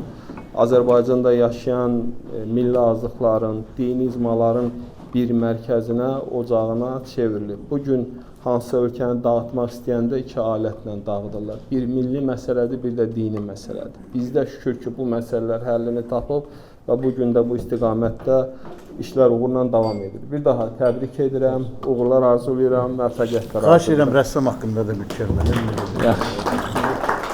Mən əslində mən düşünürəm ki, orada rəssam hər şeyi açıq göstərdi. Yəni necə bu rəsmi ərsəyə gətirdiyini. Adətən rəsm adamları, sənətkarlar əməllə bu işləri göstərirlər, ortaya qoyurlar. Gözəl bir əməl ərsəyə gəlib və burada bir peşəkarlıq hiss olunur. Arzu müəllim biraz mübaliğə elədi. Mən düşünürəm ki, Milli müəllim həyatda şəkildən daha gözəldir. Kişiyə göz dəyəcək, kişiyə. Ben elə dedim ki, göz dəyməsin də. Hər ikisi gözəldir. Uğurlar, müvəffəqiyyətlər. İnşallah belə tədbirlər davamlı olsun. Sağ olun. Sağ olun. Söz sözü Azərbaycan Dövlət Televiziyasının telefilm studiyasının direktoru Elçin Quliyevə verilmək. Çox sağ olun. Əslində hamısı danışıldı. Sadəcə bir-iki məqamı deyəcəm. Belə. Bizim dəstə, biz uşaqlar deyirik, baxmayın çox xanımlar, biz uşaqlar deyirik, bizim uşaqlar. Gəldilər, dedilər ki, biz çox maraqlı bir adamla tanış olmuşuq. Dedim, nə gözəl. Və bir günə gəldilər ki, Melih müəllim bizi dəvət edir ekskursiya Qubaya. Geçdim ki, adına az gedirəm belə yerə, amma dedim, gedək hər halda. Və çox maraqlısındır ki, bütün yol boyu, adına necə ilk tanıdığımız adamla sanki bir məsafə olur da arada. Amma Melih müəllim çox qısa müddətdə hər şeyi, bütün o boşluqları aldı əlinə və hekayət dalıca, şeir dalıca. Və ən maraqlısı nədir? Sonra biz gəldik Qırmızı qəsəbəyə. Melih müəllim dedi ki, gəlin enək, piyada gedək. Tamam, gözəl.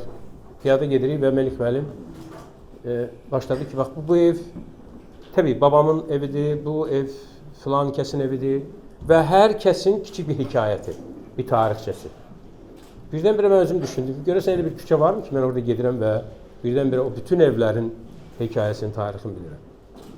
Və ən maraqlı cəhətlərdən biri, yanımızdan heç kəs sadəcə gəlib keçmədi. İstənilən maşın, istənilən adam, hamı ayaq saxladı, gəldi, Melih müəllimlə görüşdü. Bu, yəni bir adamın obrazını yaratmaq üçün, portretini yaratmaq üçün olan hadisələrdir. Sonra biz məzarlığa getdik, filmdə də vardı. Orada da yaxın adamların hamısının hekayəsi. Sinemaçılara biraz maraqlıdır hər dəfə, bir yeni adamla tanış olanda, yeni hekayələr eşidəndə. Çünki Melih müəllim çox gəncliyinə getdi. Hətta ilk kostyumun tikilməsindən tutmuş, ilk xanımla tanışdığına kimi. Bunlar hamısı mənim üçün çox maraqlı hekayələr dəstədir. Düşünürəm ki, nə vaxtsa hansısa filmlərdə istifadə olunacaq.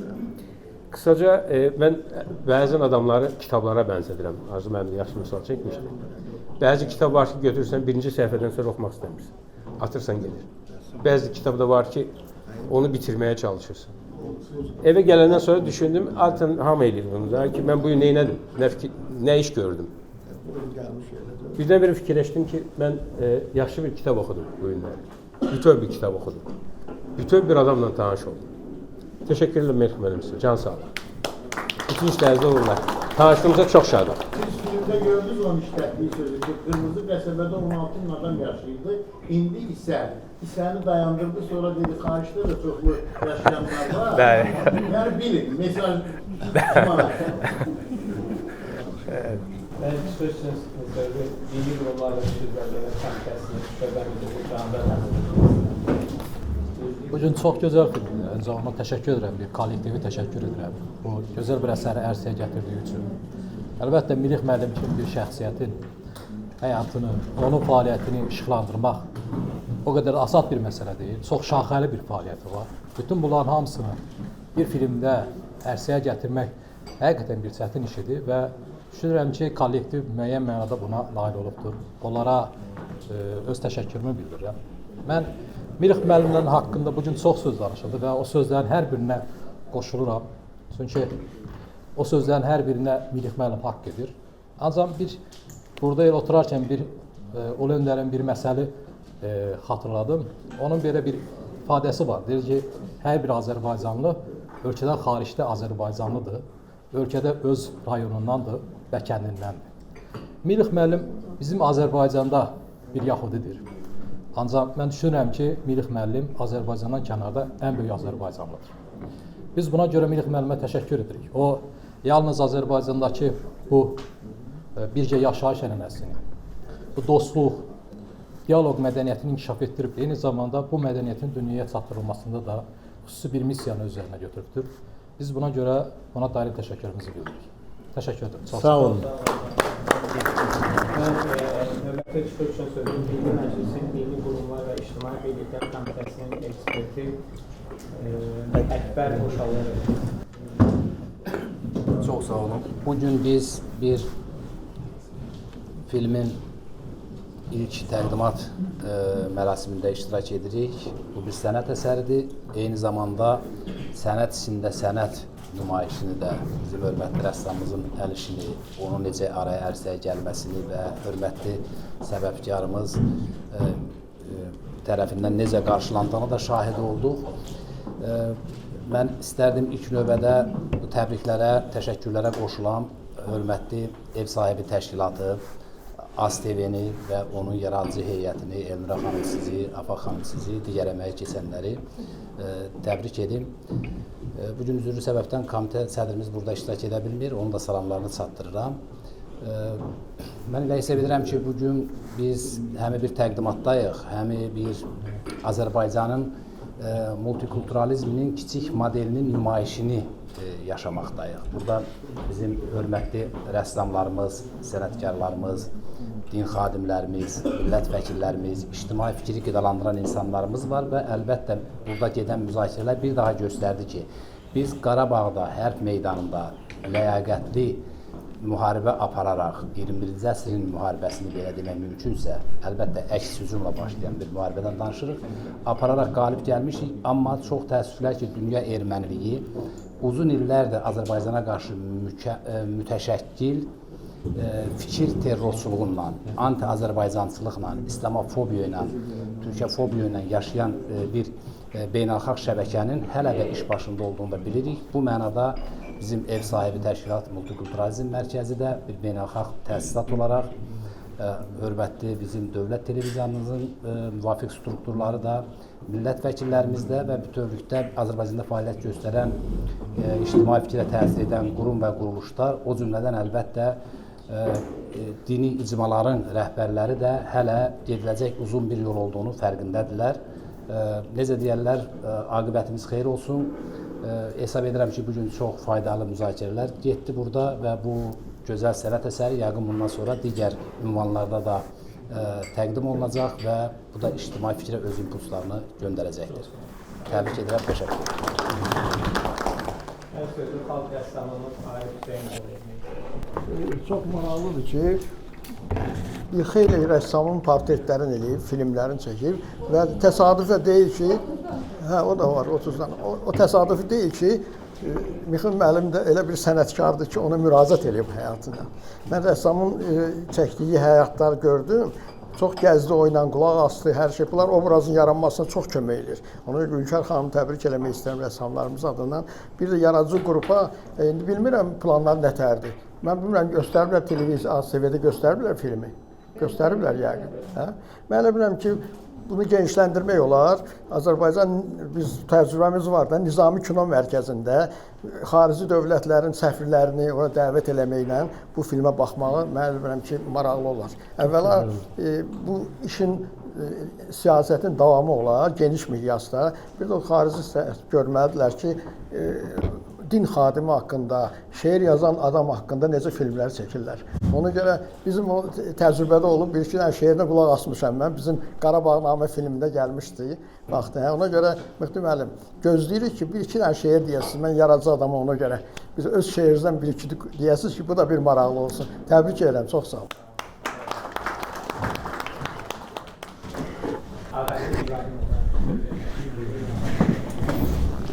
Çox sağ olun.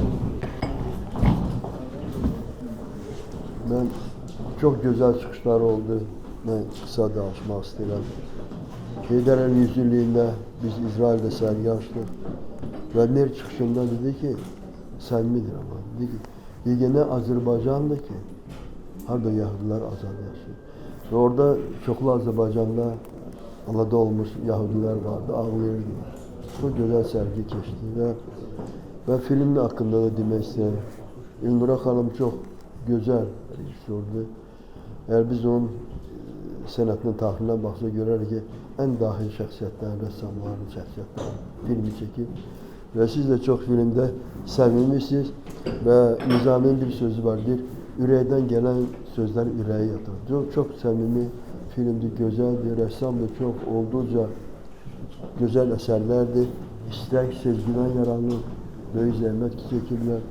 Qeyd etməksən biz hamımız Yahudidir, ya Buddadır, ya hamımız bir Allahlığa inanır bizim əlimizdə. Ona görə mən sizə bu təşkilatı eləmirəm, sizə can sağlar. Çünki belə sizin kimi adamlar olsa, heç vaxt müharibə olmaz. Və hamımıza çox sağ ol deyirəm ki, gəlmişsiniz bura və çox gözəl filmdir. Və Arif mən demişəm, bunu göstərmək olar Nizami Kinoteatrı, bizim xalqımız, bizim gənclərimiz həm tarixi bilsin, həm də bu filmlə həzz alsın. Çox sağ olun.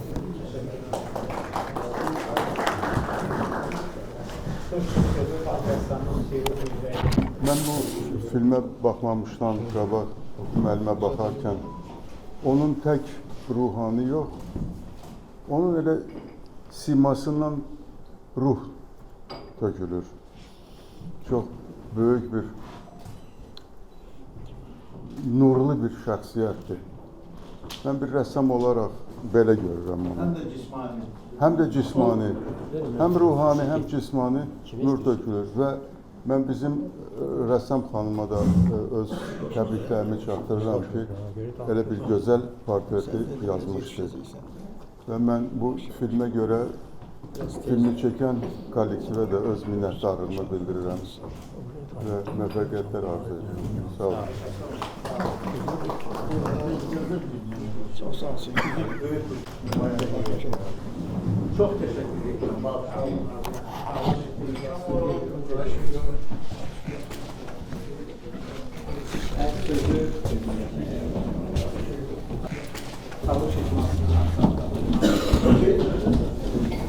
Bu multikulturalizm mərkəzində məhz Melih müəllim haqqında belə bir film təqdim etməyə ehtiyac var idi. Biz onun həmkarıyıq. Demək, onunla bir yerdəyik. O doğrudan da Azərbaycanlı məfhumunu təqdim edən, nəinki Azərbaycanda, xaricdə bir şəxsiyyətdir. Onu tanımayanlar onunla danışanda, söhbətə başlayanda onun xüsusi ilə Allah adı ilə dediyi sözlər, məsələn, Allah qoysa, Allah haqqı, sonra ölənlərə rəhmət, Allah rəhmət eləsin. Heç kəs şübhə eləməz ki, bu əsl Azərbaycanlı, özdə müsəlman Azərbaycanlıdır. Bax, o qədər onun qanında o multikulturalizm duyğularını vermək üçün bir nümunədir.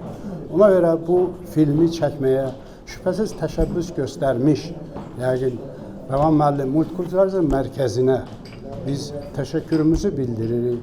Onu çəkənlərə, bax, burada danışdılar, sizə çox sağ olun deyirik. Biz bu filmin təbliği ilə məşğul olacağıq. Mən Rəvan müəllim həm də Melih müəllimlə Nəsimi rayon Ağsaqqallar Şurasının üzvüyük. Demək, 7 nəfərdən ibarət o şuranın çox faal üzvüdür Melih müəllim. Və orada verdiyi təkliflər, sonra o məsləhətlər həmişə faydalıdır və qəbul edilir. Melih müəllimdə, bizim xalq rəssamı da düz dedi, bir şair ruhu vardır, şairanə ürək vardır. O da mən elə bilirəm ki, özünə də demişəm, o Azərbaycan insanının ruhundan gəlmişdir. Bizim Azərbaycan tarixində, indi də öz poeziyası ilə, şeiri ilə tanınır. Və mən müşahidə eləmişəm, o çıxışlarının harada olursa olsun, mütləq sonunda bir şeir ya bir beyt deyir. Bax, ona görə də orada arzu da oldu. Sizə sənətkarlara, o telefilm çəkmiş sənətkarlara təşəkkürümüzü bildiririk bu icmalar adından. Çox sağ olun.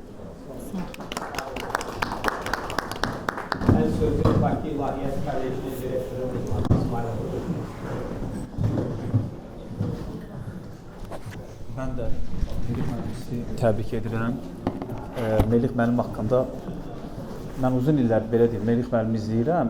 Bilirsiniz, biz müdrik sözünü kitablarda oxuyuruq, duyuruq, amma real həyatda həqiqətən Melih müəllim, siz müdrikliyi yaşadan bir insansınız. Müdrik insansınız. Müdrik o insana deyirlər ki, o hər kəsə xitab edə bilir.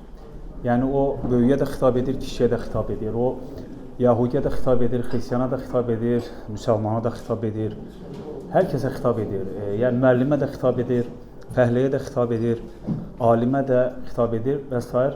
Mən uzun illərdir sizi izləyəndə bunu gördüm və belə deyim, burada müəyyən Melih müəllimlə bağlı bəzi fikirlər söyləndi. Onlara bir xoşa gələn yaddaşlarda qalan bir məsələni mən də qeyd edeyim. Bilirsiniz, bəzən tədbirlər hamısı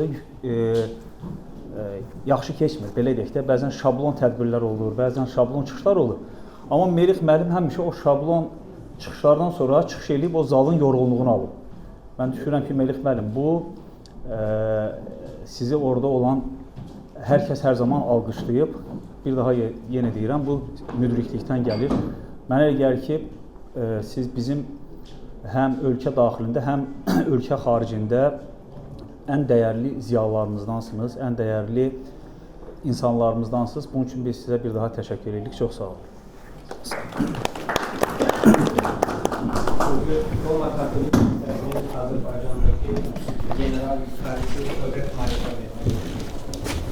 Спасибо за возможность. Спасибо за этот фильм. Мне очень понравился. Показано в нем особо, что самой большой ценностью в Азербайджане есть человек, хороший человек, мудрый человек. Потом тоже там было красиво показано, что свобода Родины как бы ожидает жертвы. А мне кажется, еще самой большой жертвой есть той, которую приносит человек, который хочет быть хорошим. Его ежедневная забота, стремление, прощение, милосердие – это самая большая забота. А в конце хотел бы сказать, что потому что мы все еще на дороге.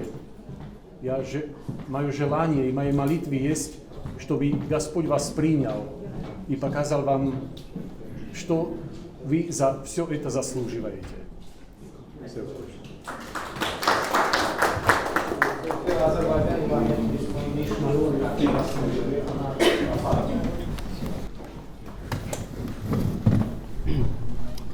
Hörmətli Ləvan bəy, hörmətli qonaqlar, hörmətli millət vəkilləri və digər iştirakçıları salamlayıram. Dəvət etdiyiniz üçün təşəkkür edirəm. Belə bir önəmli bir tədbir bir şəxsiyyətə həsr olunub, Milih bəyə, Milih Yevdayevə. Milih Yevdayev mənim nəzərimdə öz mövcudluğunu özü inşa edən və zamandan əbədiyyətə çıxış qapısı açan bir şəxsiyyətdir. Milih bəyin çox xoşu gələn bir söz var. Azərbaycan qəzetində də hətta keçib. Bu 20 dekabr 2024-cü ildə müsahibəsində çörək ağacının oğlu deyərdilər və özü üçün çox əziz olan bir ifadə, bir tanımdır bu. Mən deyərdim ki, hörmətli Milih bəy vətən oğludur. Azərbaycan Respublikasının, dövlətimizin, vətənimizin, ölkəmizin ən dəyərli şəxsiyyətlərindən biridir və maraqlı odur ki, Milih bəy öz şəxsiyyətində bir çox ülvi dəyərləri birləşdirir və bunu təzahür etdirməyi də bacarır. Hətta elə bacarır ki, rəssamlar belə onun bu təzahüründən təsirlənib öz sevgisini, ona olan rəğbətini rəsmlərdə dilə gətirirlər. Mən bu mənada xanım rəssama da təşəkkür edirəm. Eyni zamanda burada iştirak edən digər rəssamlara da təşəkkürümü bildirirəm, sənət adamlarına. Füzulinin bir beyti var. Milih bəy çox sevir şeirləri. Hər müsahibəsində də şeirlərlə mütləq ona bir ruhaniyyət qazandırır, o çıxışına bir mənəviyyat qazandırır. Deyir, İzzəti eşq olan könül mültəfiti cahan deyil, eşqə müəyyəd olmayan talib-i laməkan deyil. O qəlbdəki sevgi var, o hər zaman laməkanın, haqqın tələbəsi olur və onu təbliğ edir. Göylərin tələbəsi ola bilməyən yerin müəllimi ola bilməz. Milih bəy yerin müəllimidir ona görə ki, o öz varlığında, öz qəlbində o ilahi sevgini barındırır və məhz bu sevgidir ki, Milih bəyə digər ilahi dinlərdə də müxtəlif ortaq cəhətləri kəşf etməyə sövq eləyir və onu məhz bir öz şəxsiyyətində də təzahür etdirməyə imkan verir. Mən hörmətli rektorumuz Aqil müəllimin adından ilk növbədə sizi təbrik edirəm. Aqil müəllim xaricdə səfərdə olduğu üçün ona görə də təmsilən bizim iştirak etməyimizi uyğun gördü və eyni zamanda öz adımdan sizi xüsusilə təbrik edirəm. Allah sizə can sağlığı versin, ömrünüzü, işinizi, gününüzü bərəkətləndirsin. Rəvan bəyə də təşəkkür edirəm ki, bizi bax belə bir gözəl bir şəxsiyyətin doğum gününə vasitəsilə bir ocağa toplayıb. Çox təşəkkür edirəm. Sağ olun. Sözü Alban Milih müəllimi çoxdan tanıyıram, 20 ildən çox tanıyıram. Biz çoxlu həm beynəlxalq tədbirlərdə, həm Bakının özündə, regionlarda, Qırmızı qəsəbəsində, bizim Nicdə böyük tədbirlər keçəndə həmişə Milih müəllimlə bir yerdə olmuşuq Və mən üçün xoşdur ki, bugünkü film, sənədli filmin təqdimat mərasimində iştirak edirik və öz salamlarını çatdırıram. Və maraqlı oldu ki, biz həmişə Azərbaycanı təmsil edəndə xaricdə böyük bir iki dənə adanı biz nəzərə alırıq. Qubanın Qırmızı qəsəbəsi və Qəbələnin İş qəsəbəsi. Çünki burada fərqli mədəniyyətin, fərqli dilin və fərqli dinin daşıyıcılar Azərbaycan modelində, Azərbaycan tolerantlıq bir gözəl mühitdə birgə yaşayırlar. Və filmin də çox gözəl bir məqamı mən xüsusilə qeyd eləmək istəyirəm ki, həmən Melih müəllimlə Qırmızı qəsəbə o xəttini çox gözəl çəkiblər. O bağlantısını gözəl çəkiblər. O tarixi məqamı çox gözəl çəkiblər. Və qısa bir müddətdə, bir 35 dəqiqəndə həm Melih müəllimin deməli bütün öz işləri, həm də bizim tarixi məqamlar bir yerdə sıxılır. Filmdə çətindir 35 dəqiqədə bunu çəkmək, amma mən özüm Melih müəllimi çoxdan tanıyıram, inanırsınız bəlkə 2 saat da az olardı çəkilişdə. Çoxlu deməli görüşlər olub, çoxlu elə yerlərdə olub ki, Melih müəllim elə sözlər deyib ki, inanırsınız yerində deyib, hər adamı çatdırmazdı.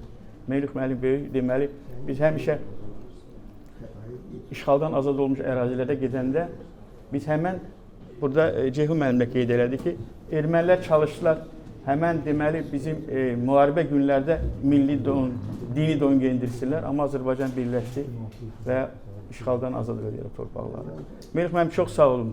Təşəkkür edirəm sizə. Təbriklər çatdırıram. Həm öz adından, icmanın adından. Bu bizim Azərbaycandır. Azərbaycan belə də olmalıdır. Vətənə bağlı olduğunu sizə öz təşəkkürümü bilirəm. Rəvan müəllimizə təşəkkür bilirəm və bütün qanunlara təşəkkür edirəm. Çox sağ olun. Minik müəllim əslində elə bir şəxsdir ki, bütün bizim həyata keçirdiyimiz siyasəti əhatə etdiyinə görə Melik müəllimi istədik ki, belə bir tədbirlə, necə ki, Azərbaycan Dövlət Televiziyası çox gözəl bir film hazırlayıbdır. Bizim də borcumuz o filmi bütün icmalarla birlikdə təqdim etmək idi, ictimai şəkildə. Melik müəllim, çox sağ olasınız ki, varsınız, o dəyərləri daşıyırsınız, qoruyursunuz. Əsas da odur ki, onu gələcək nəsillərə ötürə bilirsiniz, ötürmək üçün çalışırsınız. Mən son çıxışçı kimi, bu tədbirin sonuncu çıxışçısı kimi sizə söz vermək istəyirəm. Sizi dinləyək. Buyurun.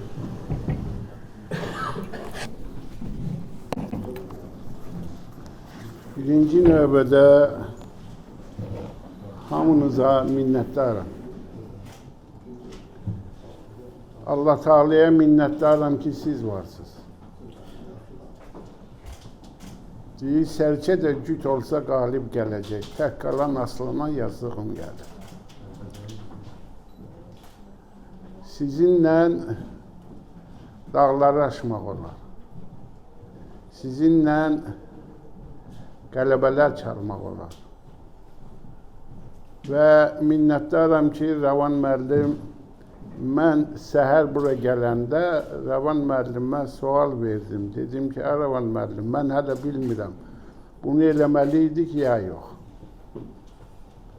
Sizə minnətdaram. Minnətdaram bizim doğma televiziyamız. Minnətdaram bu xanımlara. İnanın ki, nə qədər, indi demirəm ki, böyük bir minnətlə yox. Mən ümumiyyətlə, xaraktercə, reallığı xoşlayan adamam, amma publikaya heç vaxt işləməmişim. Dedim, kimə lazımdır? Tanıyan tanıyır, tanımayan qoy tanımasın. Amma ki, dilə gətirdilər və belə bir gözəl bir film çəkdilər. Bu film, bilirsinizmi, müdürüklər deyir ki, güzgü ondan ötürü deyil ki, biz güzgüyə baxıb kamilliyimizdən zövq alaq. Güzgü ona görədir ki, kimliyimizi bilək, yaxından bilək, hara gəlib, hara getdiyimizi bilək. Belə filmlər də yaxşı insanlar üçün güzgüdür. Və bu güzgü də bugünkü günümüzün həqiqətlərini tərənnüm eləyir. Deyir, Babəklərin nərəsində, Koroğlular gür səsində, tarixlərin səhifəsində qızıl hərflə yazılasıyıq. Biz Azəri balasıyıq.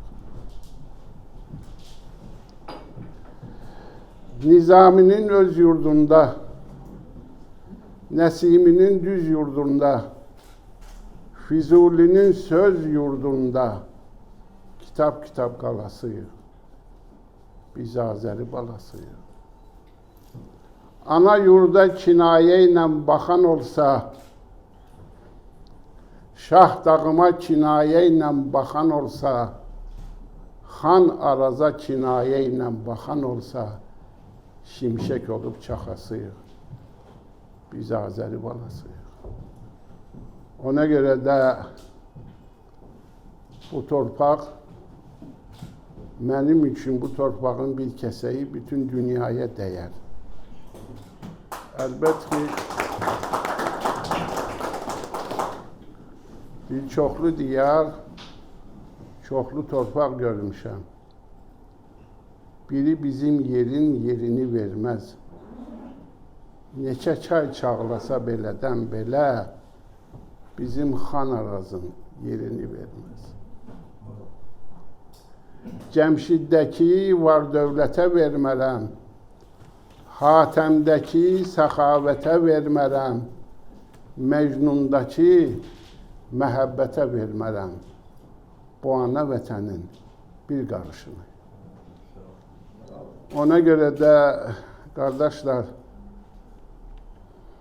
müqəddəs yaranıb yaranışından. Nə böhtandır dünya, nə şərdir dünya.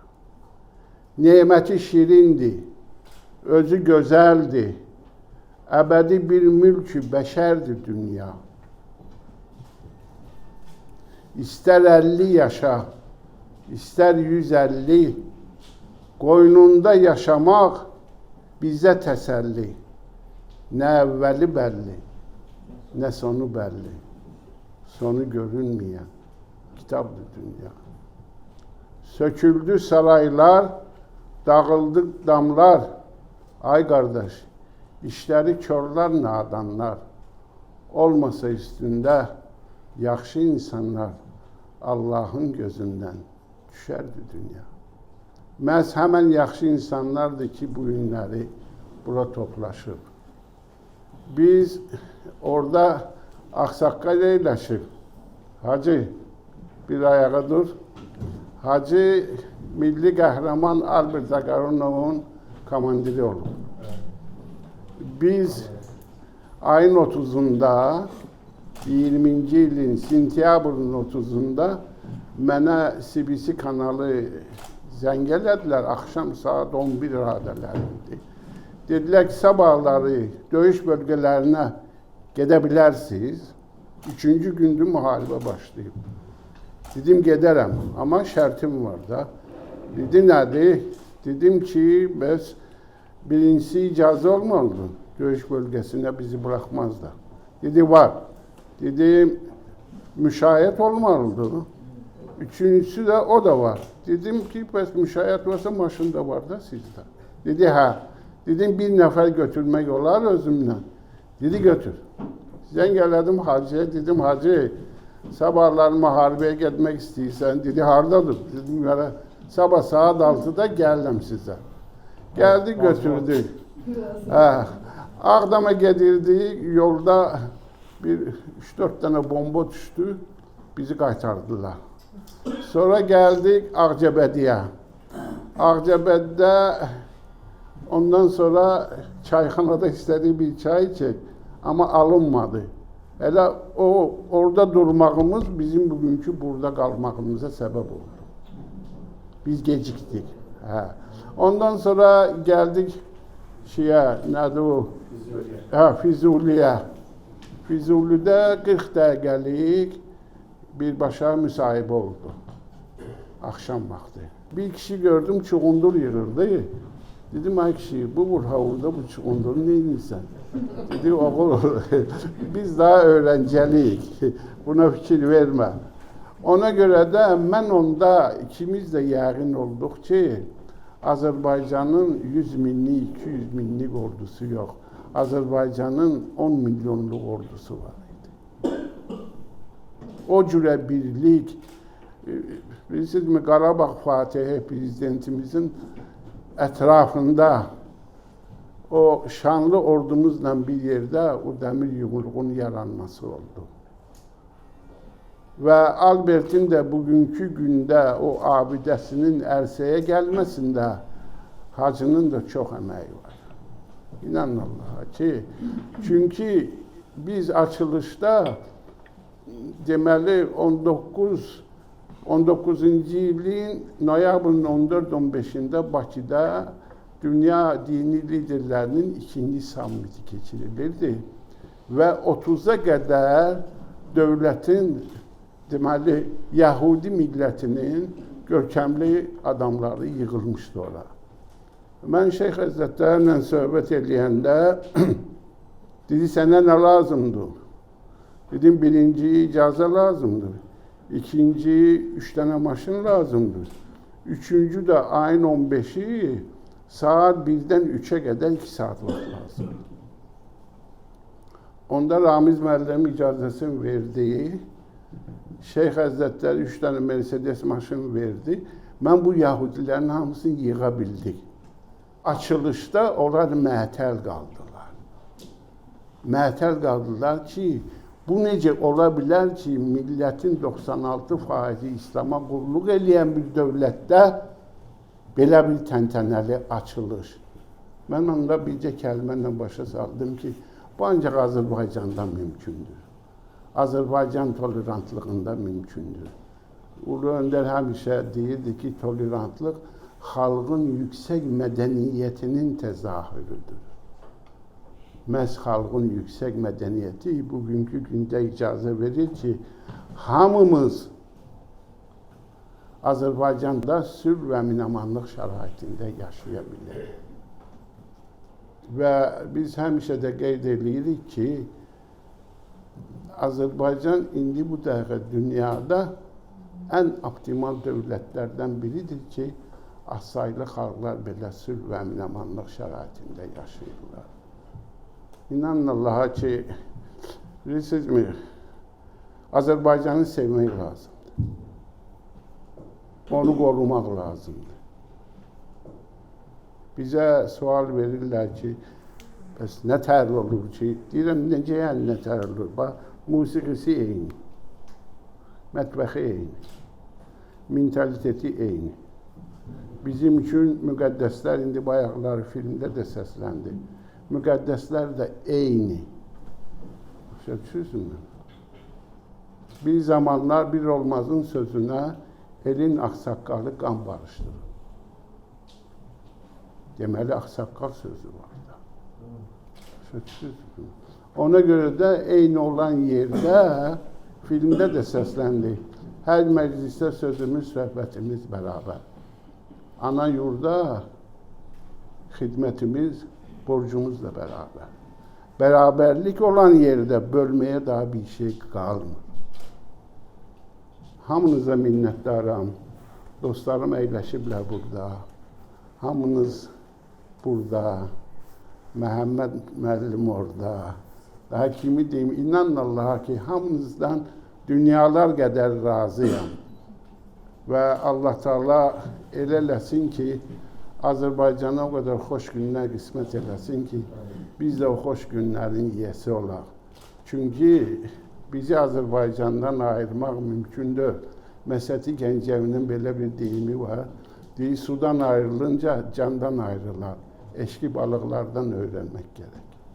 Ona görə də bizi Azərbaycandan ayırmaq mümkün deyil. Sağ olun, hamınıza minnətdaram. Mən o günü xatırlayıram. Vətən müharibəsi başlamışdı. 3-cü gün idi, ya 4-cü gün idi. Bir də zəng gəlmişdi ki, icmalarla toplaşma müəyyən tapşırıqlar var idi. Melik müəllimə zəng elədim ki, Melik müəllim gəlmək lazımdır, görüşmək lazımdır sizlə. Melik müəllim deyir ki, Rəvan mən döyüşdəyəm, indi gələ bilmirəm. Dedi, biz də iclasdayıq, deyirəm, bu hansı döyüşə sərhəddə geri çıxmışdı. Biraz qorxutmuşdur. Biz oraya gedəndən sonra biz Melik müəllim tək getməmiş. Yəni biz 5-6 dəfə döyüş bölgələrində olmuşdu. bizim Yahudi icmasının Bilədə-Qovurla bir yerdə Arbet mükafatı var idi. 30 həmin medalları biz tankçılara düz döyüş bölgesində, yəni tankın yanında, yəni döyüşlərlə heç kim də inanmırdı ki, belə bir şey olar. 30, bilirsiniz, mən hətta zəng gələdilər Müdafiə Nazirliyindən ki, siz niyə görə indidən medal paylaşıyorsunuz, döyüş qurtarmamışsınız ki, biri vaxtı vermək lazımdır döyüşçüləri medalı. Şəhid olandan sonra lazımdır. Melik müəllim hələ bir ağsaqqalımızdır ki, məndən qabaq qaçırdı. İnanırsınız, biri görür, danışırıq amma orada bombaların aldı, 5-6 dəfə düşdü, bir dəfə də belə baxırdı. Hacı orada nə oldu, Melik müəllim, heç maşın xarab olub, cəmaat yürüyüş. Orada yanımızda şəhidlər var idi, amma Allah canlı sağ olasın, Melik müəllim, təbrik edir. Doğrudan böyük bir filmdir, bundan da böyük filmlər. Yəni ki, siz indi demədin Melik müəllim, bir 5-əcə kitab var, İngilis dilində, Fransız dilində, Alman dilində, onun haqqında kitablar da var. Sağ olasınız, təşəkkürlər. Melik müəllim, tədbir bitiririk inşallah. Melik müəllim həmişə cavan qalır. O cavan qalmasının sirri odur ki, ətrafında həmişə gözəl xanımlar olubdur. İndi bu xanımlar sizin üçün bir sürpriz hazırlayıblar. Bəlkə sürprizimizi biz eləyək. Siz eləyin. Ülkər xanım bir də mən Melik müəllimin atası dedi axı çörəkçidir. Çörək ağadır. Melik müəllim. Qoy biz sürprizimizi eləyək. Dedi axı Melik müəllimin atası çörəkçidir, çörək ağacıdır. Amma xanım zəhmət olmasa gəlir. Biz Melik müəllimin belə bir əsər hazırlamışıq, sürpriz. Atasıdır bu, çörək hazırlayır, çörəkçi, çörək ağacını, daha doğrusu. Mən burada... Buna baxardın, buna baxardın da. Melik mən baxaq ora. Bir də zəhmət alırsa. Ülkər, keç o tərəfə, Ülkər. Ülkər, keç o tərəfə. Gəbirən. Saxla bunu, özün saxla, özün saxla, mən dururum burada. Ne demək istəyirsiniz? Yaxın. Yaxın gəlir. Evet, güzel. Hazır. Hello xanım. Mənim burada sənətdə böyüklərim var, müəllimlərim. Ağali müəllim, Arif müəllim, bütün rəssamlar var. Mən sizə təşəkkürümü bildirirəm. Rəssamlar İttifaqının adından, sizlərin adından istərdim buyurub gələsiniz. Bir yerdə xatirə şəkil çəkilərdik sizin adınızdan. Buyurun müəllim, rəssamlar.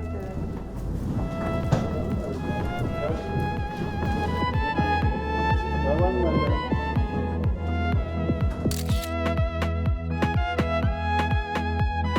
Yahudiləri Dini İcmasının adından Elnura Valid qızı Kazımovayam. Fəxri Fərman.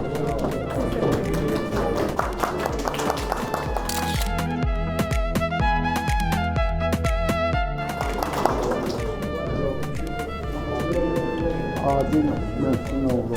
Adil müəllim yoxdur. Adil müəllim, Melik müəllimin haqqında bir yox, bir neçə film çəkdim.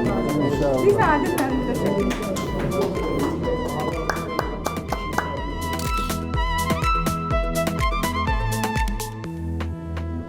Afaq Vasif qızı Əfəndiyeva.